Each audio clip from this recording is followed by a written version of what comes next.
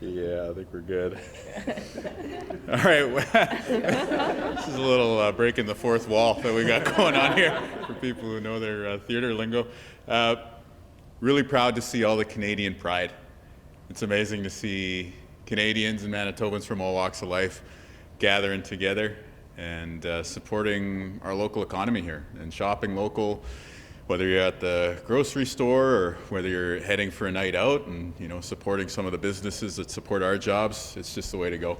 So we're definitely very supportive of that and just going to help amplify the message that we need to shop local. So we got these tote bags we want to show off here, part of a new local campaign that we're going to roll out on 3, 2, 1. Ta-da! Support Manitoba, buy local. So this is a new initiative that our government is launching to really highlight the great local businesses that we have in every corner of this province. You can head to the website, manitoba.ca/buy local. Tons of resources. People have been asking those questions, about whether it's food or booze, I think has been a very popular topic this past week. Clothing, what have you. Tons of great resources to figure out where to buy local right across Manitoba, whether that's direct from the farm or when you're heading out to local maker shops or to businesses everywhere. We're going to put some advertising dollars behind this as well, starting with about a month worth of advertising just to help get the resources out there and make sure that Manitobans continue to put our hard-earned dollars into the local businesses that support our economy here. And really, this is just us, trying to amplify the message that's there, that when you go to Costco, when you go to the corner store, when you come to a great business like this, that you're looking for the maple leaf or you're looking for the Made in Manitoba symbol. And so the tote bag here, one way that we can show some pride. We'll have these going out into the community very, very soon, but right away just some advertising and some resources to help support local business here in Manitoba. I really want to thank Manitobans over the past week.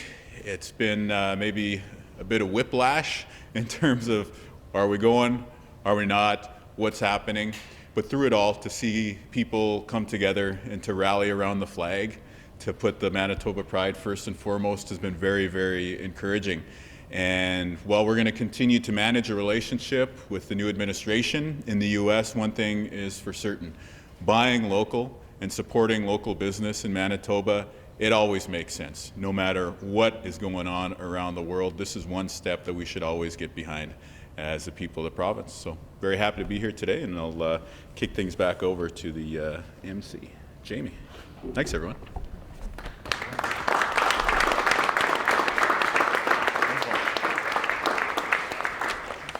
Thank you very much, Premier, for outlining some of our sports to help Manitobans support local. Next, I'd like to welcome to the stage Jesse Oberman to share a few words. Jesse. Thank you.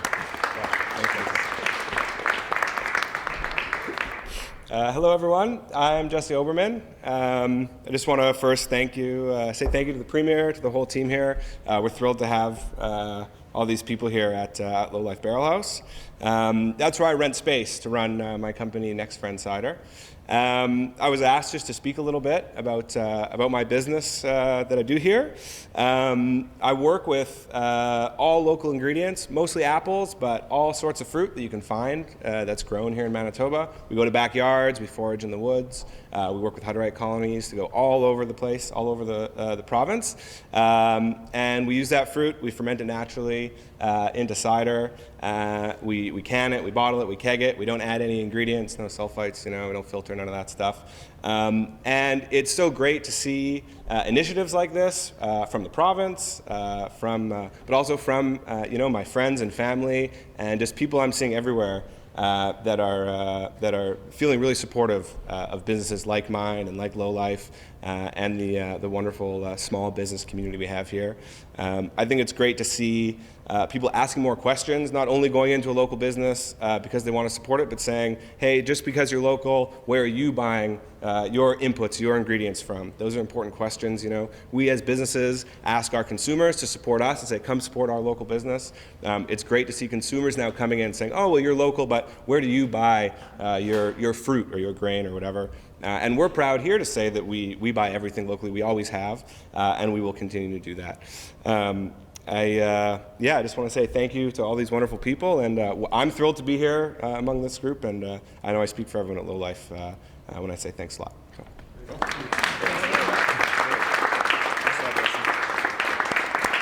Well done. It's awesome to hear from a local small business owner who's supporting our local economy here in Manitoba. Now I'd like to just welcome to the podium Michael Mikulak, President and Executive Director of Food and Beverage Manitoba. Michael.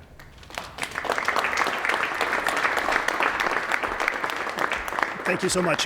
Thank you for joining us here today. It's so important to be here celebrating local. The last 4 years have been really difficult on the food and beverage industry. Whether it was the pandemic that showed us how vulnerable our supply chains are, all of these challenges, I think, have shown the incredible resilience of our local companies to make sure that they're providing us the comfort, the sustenance, and deliciousness during these difficult times. Over the last few years, not only have we seen a pandemic, but the supply chain disruptions, a war in Ukraine, all of this has shown how important it is to support our local businesses. Whether it, and even as people struggle with a cost of living crisis, I'm proud of the businesses that we represent as they've tried to control those costs and not pass them along to consumers and really work diligently to bring these things together. The threat we have now, I think, is a little bit different, and I hope it's not the straw that broke the camel's back when it comes to many of the local businesses. So I think anything we can do to support those businesses is so important.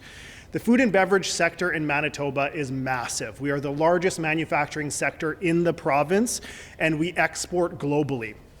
The prospect of that 25% tariff could mean life and death for a lot of these companies. And so I think it's time for Manitobans to really rally around those things that make life special, make life more delicious, and that are the backbone of our family gatherings, our communal events, and our celebrations. Let's celebrate everything Manitoba made. Because $1 spent locally can generate $10 in economic activity. And when you support Manitoba Made, you support your community, whether it's that student getting their first summer job, the delivery driver, or the newcomer looking for that first opportunity.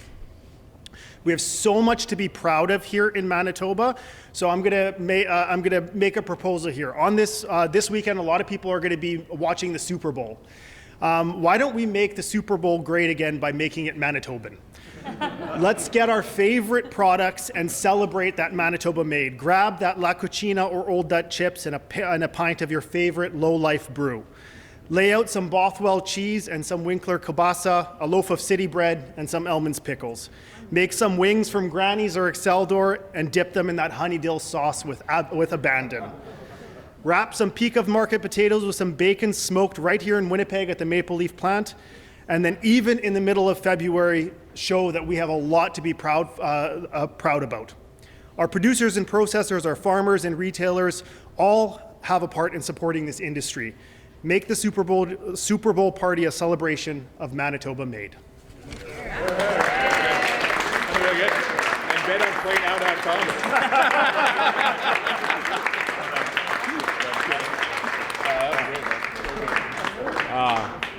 Thank you so much, Michael. Not only did he make our weekend menus for us, I think he got us all a little bit hungry here today.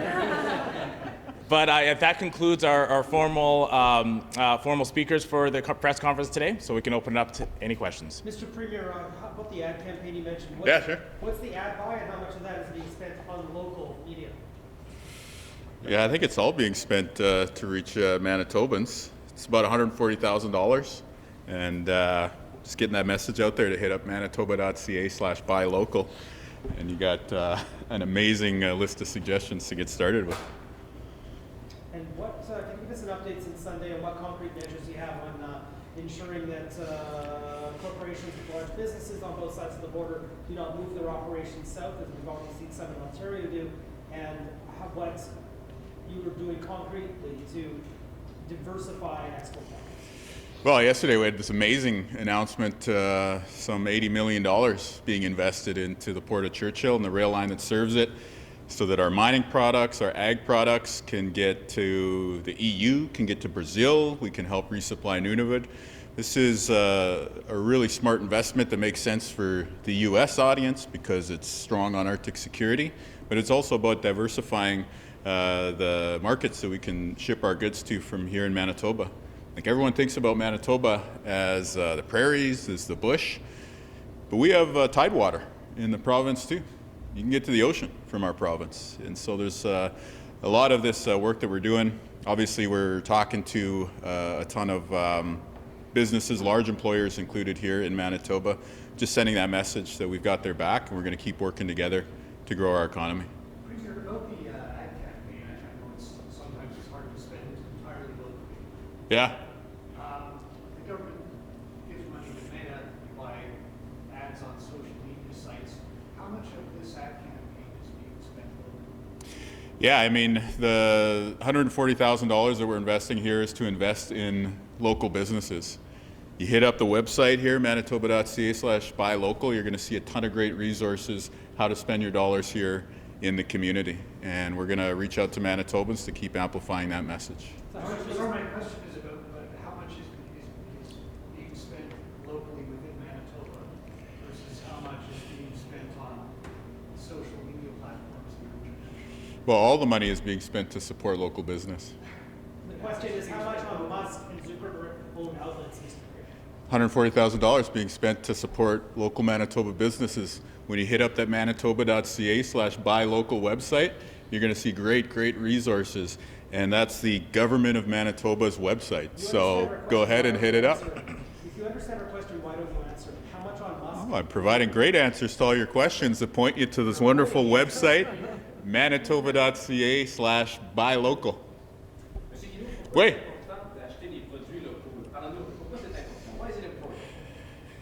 Bien, dans la communauté francophone, c'est un enjeu intéressant où ce que nous pouvons trouver des façons de promouvoir la francophonie dans le Manitoba avec les décisions d'où ce qu'on achète les produits, une tasse de café, quoi que ça soit. Alors pour moi, soit des livres ou des autres produits, si on fait des investissements dans nos communautés, on pourrait faire des décisions pour promouvoir une entreprise francophone, une entreprise autochtone, quoi que ce soit. Alors, il y a beaucoup d'opportunités en des achats locaux pour appuyer le Manitoba, mais aussi appuyer des autres intérêts, des autres priorités dans notre province. Il y a un site web, 140 000 peut-être revenir sur c'est quoi l'annonce aujourd'hui? Ah oui, alors c'est 140 000 $ pour cette campagne. J'espère qu'on a des affiches bilingues pour cette campagne d'avertissement. Et puis manitoba.ca/buy local, juste pour regarder à des réseaux où est-ce qu'on pourrait trouver des façons d'appuyer des entreprises ici dans le Manitoba. Buy local, buy Manitoba. What was the province doing, or what is the province looking at to alleviate potential trade barriers east and west on the province? You know, I had a call with the Prime Minister and the other premiers earlier today, and this was a big priority of discussion. I know that Minister Moses has been doing excellent work on this. I think there's a real opportunity right now to build up the amount of dollars that we're spending in Canada by bringing down some of those barriers. I think one of the opportunities that we have that would be very popular in this room is the direct-to-consumer alcohol in other provinces. Manitoba does it. Seems like maybe there's a window to get other provinces on board there. But whether it's that or credential recognition or other opportunities, I think there's a real buy-in right now, including from the federal government, to make some progress here. Should it take current events to look at removing these provincial barriers? Well, the key message is that it's happening now. I think everyone has started to put an emphasis on buy local, bringing down internal trade barriers, diversification. But the thing for our team is we've been talking about this the whole time. Like go back like to years and years of Small Business Week posts that our team has been doing. We've always been saying buy local. When we ran in our election campaign, we said Manitoba jobs for Manitobans. We've been making decisions to diversify the areas that our businesses can reach, whether that's through Churchill or other ways of reaching the globe. So I think our team has been working on this for a long time, but it's really good to see that there's that kind of maybe critical mass. And hey, last week maybe everybody wasn't thinking about it when you go to the grocery store, but this week for sure everybody is, right? Whether you're headed to Costco and a big chain, or whether you're heading to the locally owned market on the corner. I think everyone's looking for ways to support our local economy here. Mr. Premier, can you tell us where the bags were produced? Are those made here locally? I can't. No, I don't know. Yeah. We've heard talk about opening a trade office in Washington. Is there any, ideas circulating about opening trade offices elsewhere in the U.S. and if so, where would those be? Yeah, I mean, we're working hard on the U.S. Outpost in D.C. as a first priority. I think that beyond that, we definitely are considering other locations. But when we're talking about diversifying the markets that we reach, there's an active conversation about that next office. Is that going to be in the U.S. or is that going to be in South Korea? Maybe another location around the globe. So definitely looking for ways to support local business, either by buying local, supporting Manitoba, or whether that's about maybe looking at export contracts. Are you going to reconstitute the Manitoba trade offices closed by, and functions closed by the former government? We used to have people working Southeast Asia, India, China, directly developing relationships over the years. Those staff have been deployed to other areas like climate change. Is that going to be something that your government would consider reopening? Oh, you really got to worry about Manitoba with the PCs in charge, eh? Like, they let us so vulnerable. They let us become so vulnerable to this current situation by cutting and closing all these trade offices that Manitoba used to have around the world. And you really have to wonder about the people in the PC party if they'd sell us out in our Manitoba values. So it's a good thing our team is here, very strong on local, very strong on building up the economy, and of course we'll always stand up for Manitoba values along the way. Will you reopen the China and the Indian offices? There weren't offices there, but there were staff dedicated to those relationships. Will you reconstitute those specific functions? I think I've given you guys some great news here today by saying that not only have we got a DC office on the way, but we might have another one after that. Moving on to a different topic here with the healthcare audits. WHA shared health. Were we ready to move on? I just want to make sure before Bart has his way with everyone's time here on the buy local campaign. I don't know, I'm seeing some eye contact over here, some reporters, or maybe hey, we've got an amazing initiative to do an all-party committee on supporting local journalism. It's definitely a part of it. The reason why we constituted the all-party committee on local journalism is because this is a public service, right? We have to have information. We have to have the local memory. For sure, the big daily newspapers in the city are a part of that. But we also have the local papers in smaller communities that help to ensure that there's some great content being produced, and ensuring that that public service is going to continue into the future is a big part of that. And yeah, government advertising is something that we've long made the point. Well, I'm not talking to your sales department just yet. I don't know if they got you doing that too, in addition to all the great photography work. But we're having a lot of fun these days with the buy local and all the great Canadian pride right now. But I did want to say, I heard there was booing during the American anthem at the Jets game yesterday. And what I would say is, don't boo the opposing team's national anthem, okay? Boo the opposing team when they touch the puck. That is the Canadian way. Thank you. With regard to the audits, if that's all right now, the audit. Well, look at the great exchange that we had with Mike. I mean, we could have missed out on that, right? The WHA shared health, according to the reviews, should be mandated to propose a list of cost-saving measures equal to 3 times the reported deficit within 90 days when a deficit is reported or it's part of the report. How is that possible? What we've seen is that fixing the healthcare for you, the average person in Manitoba, is the #1 priority for our team. I want to thank the Minister of Health for ensuring that we're moving forward to the next phase of this. We've been very clear, going back to before the election, that we want to fix the culture in the workplace of people who go to work on the front lines of healthcare each and every single day, so that we can make your care as the patient better. We got great nurses and physicians who want to care for you and want to cut down on the wait times, but they get frustrated by the bureaucracy.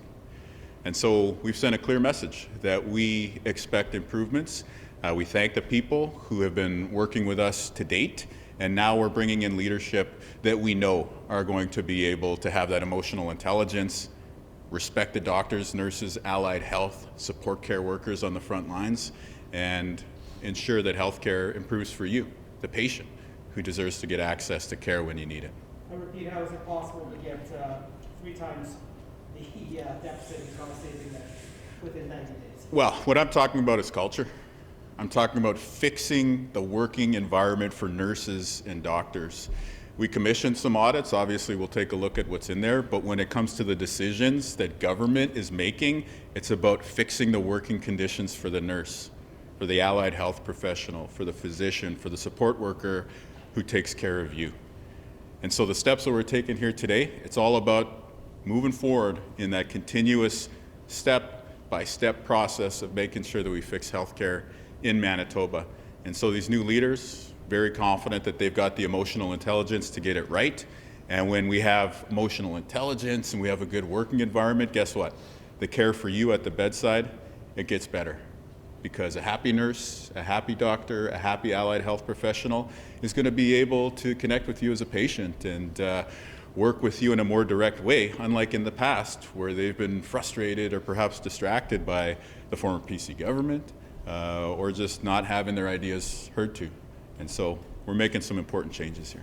The Elgin said that one of the prime drivers of the deficits was raises given to healthcare workers, which would be retroactive contract, and as well as staffing up and promise to do those. Yeah. There's a cost to it though. So how do regional health authorities balance their budgets while at the same time meeting the demand to staff up and get raises? We have some fantastic news on healthcare staffing coming on Friday. And so I want to thank everyone out there on the front lines of healthcare who have been working so hard. And, you know, when the Minister of Health and I went out shortly after the election and said, help is coming, well, I think we can show progress that help is arriving. And so thank you so much for the amazing work that you've been doing to date. You know, the fiscal side of things, all we ask for from leaders in the healthcare system is just give us good predictions about what your needs are going to be for this year. And where we don't get that, then of course we have to have some accountability. But job one is to ensure that there's a good working environment on the front lines of the healthcare system, and where nurses and physicians and allied health and support workers, the support staff, the clerks, everybody you talk to in the ER or at the hospital or at the personal care home gets frustrated, it's with the bureaucracy and with the management, right? There should be a minimal level of bureaucracy in the healthcare system to support the front lines. And job number one for that bureaucracy is to ensure that there's a good working environment. And so the Minister of Health, our whole team, are taking steps to improve your care by making sure that the people who care for you are cared for by our healthcare system. Mr. Premier, my colleague Kristen Annabelle was requesting those healthcare audits for months. I know reporters around the media outlets were as well. Why did your government release them today? Hold a press conference before we as reporters had a chance to even read those detailed audits, reviews, and ask informed questions about them. Why did you basically hide those from us? We publicly released these healthcare audits in full. So the Manitobans have complete transparency about the steps that were taken. But let's be absolutely clear. The number one focus right now is to ensure that the people who care for you at the bedside in the healthcare system are being cared for by their managers and by the people who run the WRHA and shared health. We need to see progress when it comes to respecting people on the front lines. And so we're putting people into place in those positions that we know are going to be able to deliver for you, the patient. And when it comes to sharing information publicly, yeah, we did that. Why didn't you hold a technical briefing? Well, I think that there's going to be tons of opportunity for reporters to ask questions multiple times a day, I would suggest to you. And I think that's very much the case today. So when it comes to fixing the healthcare system, what I would say is this. If you're a nurse on the front lines, if you're a physician working in the ER, if you're an allied health worker doing the diagnostic tests, or the social work in the community, you're a support worker doing a lot of the heavy lifting, help is here. We're fixing the healthcare for you. We've shown up in person at town hall meetings across the province to listen to your priorities. We make ourselves available to the media to ask any question that they want. We've disclosed the results of the audits completely. And one thing's for certain, today you can say we are taking decisive action to fix healthcare for you.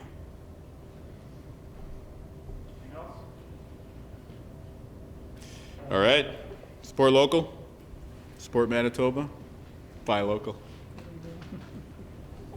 Right on.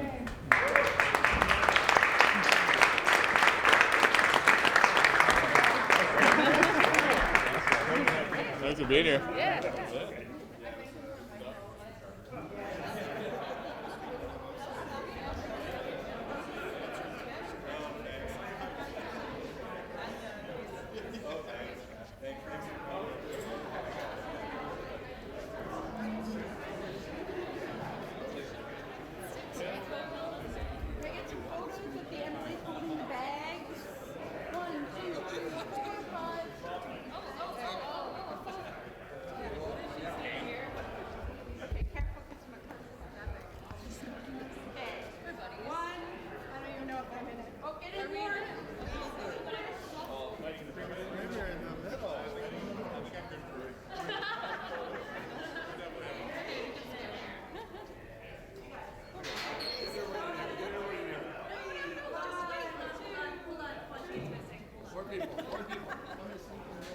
Stop rushing us, Candace.